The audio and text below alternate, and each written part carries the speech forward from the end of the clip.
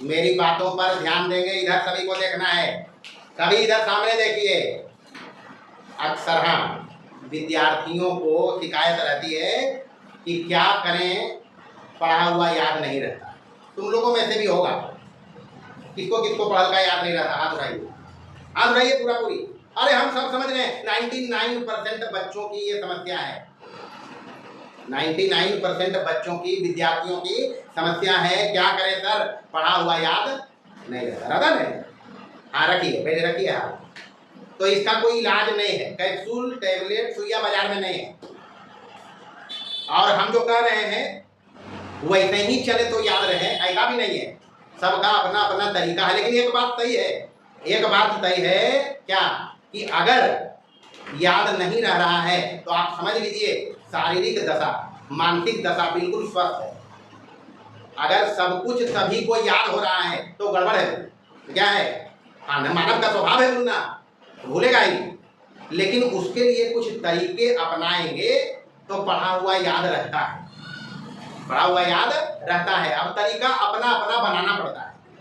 हम जो तरीका लगाते थे, सबसे पहले पढ़ने का जगह, सड़का पर पढ़े तो पढ़ भी देगी, तो जगह शांत होना चाहिए। पहला बात, माहौल जो आसपास का हो, शांति का हो। और एक टाइम फिक्स करेंगे कि इस टाइम में हमको पढ़ना है, इस टाइम में हमको पढ़ना है। तो घर के सारे सदस्यों को अवगत करा देंगे। जब 2-4 दिन करेंगे समझ जाएगा इस समय बाल बुजुर्ग पढ़े, टाइम डिस्टर्ब नहीं करेंगे।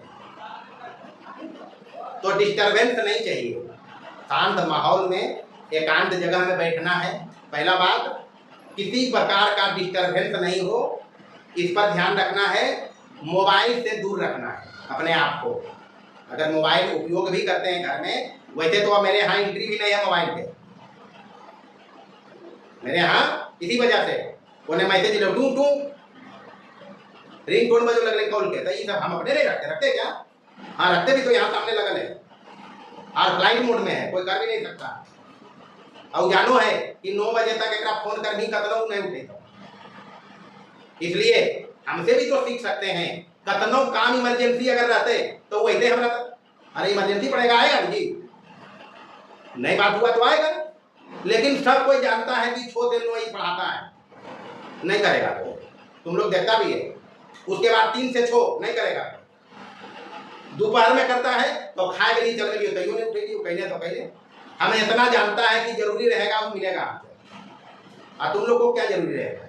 इसलिए पहला बात, शांति माहौल में बैठना है, एक प्रॉपर टाइम फिक्स करना है पढ़ने का, इस समय पढ़ेंगे। मोबाइल से अपने आप को दूर रखना है, मोबाइल से अपने आप को। और प्लस हम जो भी परीक्षा में दोगे, सब हम पढ़ा रहे हैं, पर जो हम पढ़ा दिया, जो काम की बात परीक्षा के लिए है, सब हम बता देते हैं। मैथ हो, साइंस हो, आर्ट्स हो, जो भी हो, सब में काम की बात बता देते हैं। उसको पढ़ने के बाद घर में जाइए, पहले उसको 1-2 बार पढ़िए, जिस भी वक्त पढ़ते हैं, उसके बाद किताब उलटिए। ये भी देखना चाहिए कि मास्टरबा जब पढ़े गए कहीं गलत तो नहीं बता देंगे, तो फिर किताब से पढ़िए। अब ध्यान ये रखना है पढ़ने में कि किताब पढ़ना क्यों है। जैसे हम पढ़ते हैं किताब क्यों, पढ़ाने के लिए पढ़ते हैं जी। तुम लोग को पढ़ाना है, तुम लोग को क्यों पढ़ना है? परीक्षा देना है, बढ़िया नंबर लाना है। सबके किताब पढ़ने का मोटो, उद्देश्य अलग अलग है। कुछ लोगों को जानकारी चाहिए कि वैसे परीक्षा तो देना नहीं है, बस जानकारी होना चाहिए। कुछ लोग इसलिए पढ़ता है।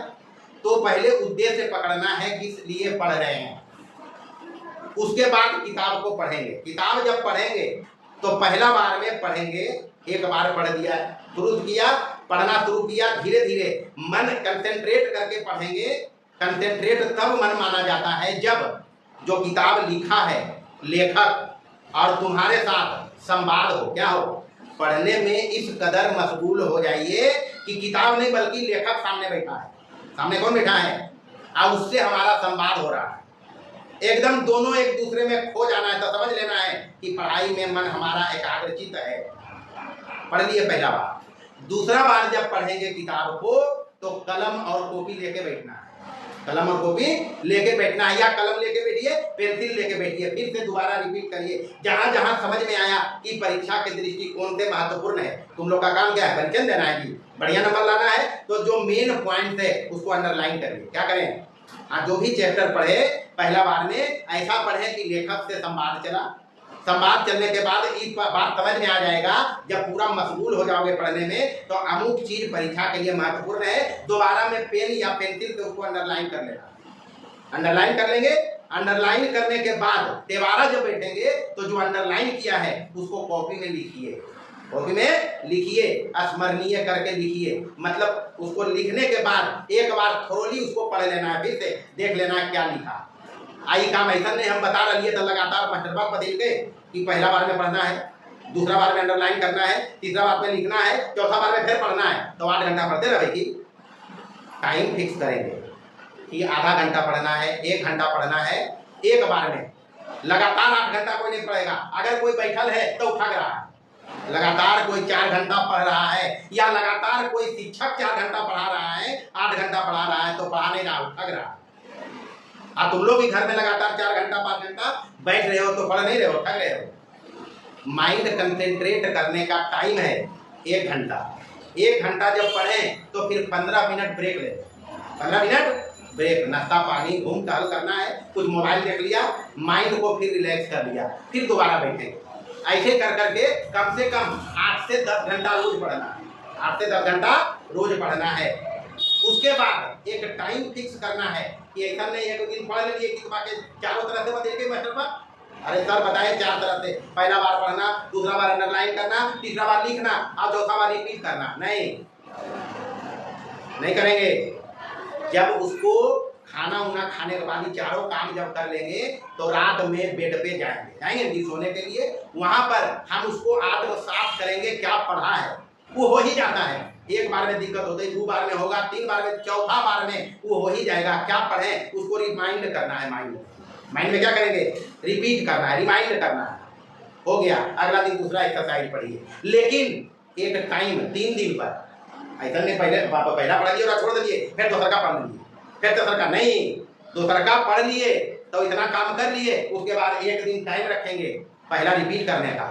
पहला बारी में हर तीसरे दिन रिपीटेशन का टाइम एक फिक्स करना है कि पहले जो पढ़े उसको रिपीट करेंगे, फिर धीरे धीरे 7 दिन पर रिपीट करेंगे, फिर धीरे धीरे 15 दिन पर रिपीट करेंगे। रिपीट करने का मतलब है बार बार रिपीट कोई चीज को करेंगे तो दिमाग पकड़ लेता है, याद रहेगा ही रहेगा, नहीं रहने का प्रश्न ही नहीं है। लेकिन जितना बात बताया उतना ध्यान रखेंगे, जितना बात बताया उतना ध्यान रखेंगे, प्रॉपर वे में पढ़ना है, याद रहना है, याद रखेंगे ही। उसके बाद जब हो जाएगा तो अपना टेस्ट करिए, अपना टेस्ट करिए, सैंपल पेपर लेके बनाइए, प्रश्न हल करिए, अपने आप से पूछिए, झाप के पढ़े करिए, झाप लीजिए फलना चीज पढ़े क्या अंतर होगा, या फिर एक सीट बनाओ, उत्तर लिखते चलो उसको मिलाओ। 100% एक्यूरेसी तक जाना है। 100 सवाल बनाया ऑब्जेक्टिव अगर तो 100 में 100 हल होना है। धीरे धीरे धीरे धीरे हो ही जाएगा। अगर रोज काम करेंगे तो अपने आप कॉन्फिडेंस भी आएगा, कॉन्फिडेंस भी आएगा। जैसे परीक्षा में लिखेंगे, वहाँ इधर तो किताब में आंसर दिया हुआ है, बनाए उत्तर देख लिए, हाँ सही है, परीक्षा में उत्तर तो नहीं देते, आंसर फिर देगा क्या? हाँ बनाओगे तो कॉन्फिडेंस जब आ जाएगा कि नहीं सही बनाया है। कॉन्फिडेंस का कोई भी बाजार में उपाय नहीं है बउआ, वो प्रैक्टिस से डेवलप होता है। कौन से? हाँ, प्रैक्टिस जितना करोगे वो कॉन्फिडेंस आएगा और सही होगा ही होगा। इसलिए इतना बात को ध्यान रखिए, कोई भी चीज पढ़ो, कोई भी चीज पढ़ो प्रॉपर वे में पढ़ो, जितना बताया उतना पर ध्यान रखो। अगर नहीं याद रहेगा तो कल से हमको कहेगा, ठीक है, उतना ध्यान रखेगा।